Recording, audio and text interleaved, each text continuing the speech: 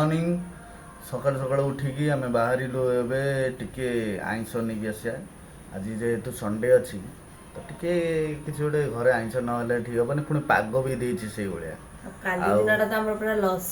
काली दिनटा आज दिन लस हम मुझे जानी सारे कहीं वर्षा होचुअली काली प्लानिंग थी मोर पूरी जावाई तो राति जाक वर्षा है जे सकाळु जाक सेटा भी हलानी काली मो ड्यूटी छुट्टी नहीं थी तो काली भी जाई हलानी खाली घर खाई पी शोया कथा ना किसी काम ना आम मैडम कौन कर देखते टे मैडम आमर शोचती टोटाल उठिया कथा से कहना पाग जो भाई सी टोटाली उठे ना सी 10टा 11टा ना से उठो ना शोच भी से भाया ना राति 2टा 3टा बेलू से शोची चलो आम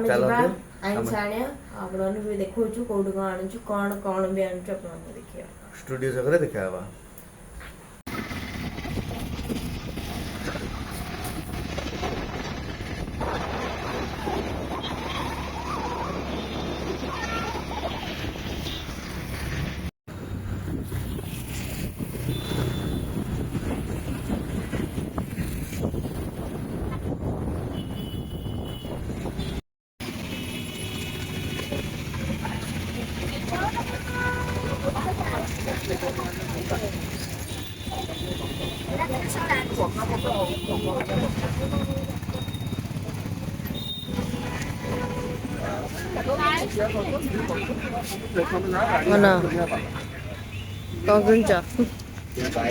चिंगुड़ी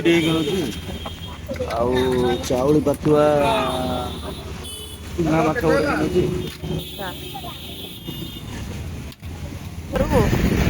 घर जा टे आज रविवार जेहेतु अच्छी तो टे जलिया खाइया दहीबरा तो खाई था किंतु ये पाग को दहीबरा खाइला माने देह खराब हम देखिए जो भल लगे खाइया ब्रह्मपुरी आड्डा पाखे ठिया घंटाटे ठिया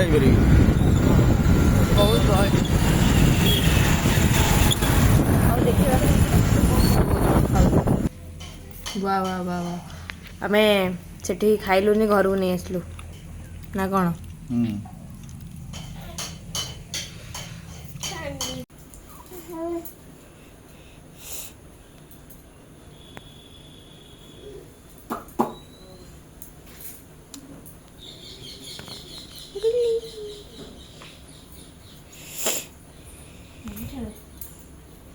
जानते आम जाइलु चिंगुड़ी आछ आने तो पुणी कहीं इच्छा है टे पाग जो देती मटन टे न कले हेनी पुणी गलु मटन नहीं आसलु से वीडियो करनी मैडम आमर धोउछन देख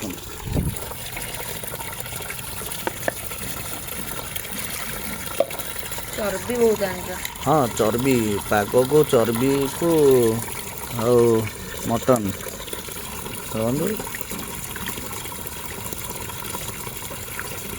अच्छा कौन कर पिज भजा कौन कर मटन चिंगुड़ी भजा चलची अधा भजा भी थुआई एंड इटा गोटे माछ चाउली पतुआ mutton here is the mutton ताले कषा चली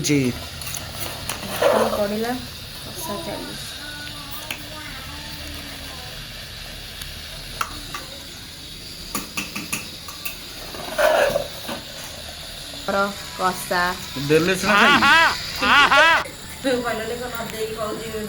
कषा बर्तमान कषा खाइबे केमती लगुच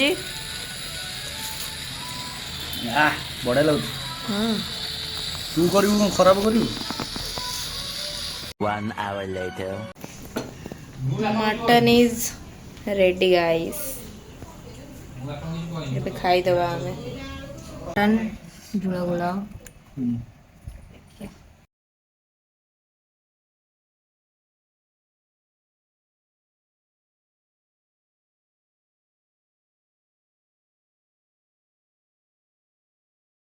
खाया मांस भात भल लगुच बहुत बढ़िया लगुच मटन এটা পুরো চর্বি পিস।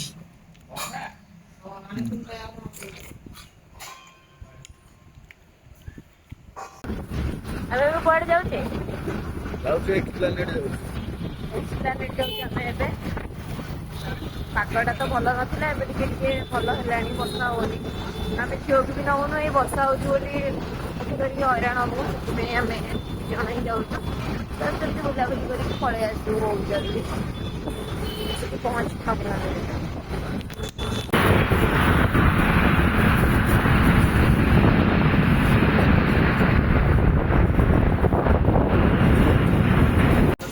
ନବ ପଳେଇଲେ ତ ଅସୁବିଧା ଆଉ। ତା ପାଇଁ ନା ବେଶୀ ଇଏ ନାହିଁ ନା, ଏଜ୍ ହେଇନି ନା, 6 ମାସ 5 ମାସର ଛୁଆ।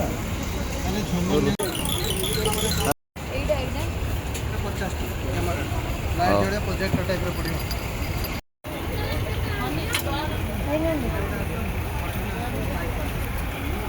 କଲେକ୍ସନ୍ କ'ଣ କିଣିଲ? ମୋ ଝିଅ ପାଇଁ କିନ୍ତୁ ଯାହା ନେଇଛି ସବୁ ଆମ ଗୁଲୁ ପାଇଁ ହିଁ ନେଇଛୁ।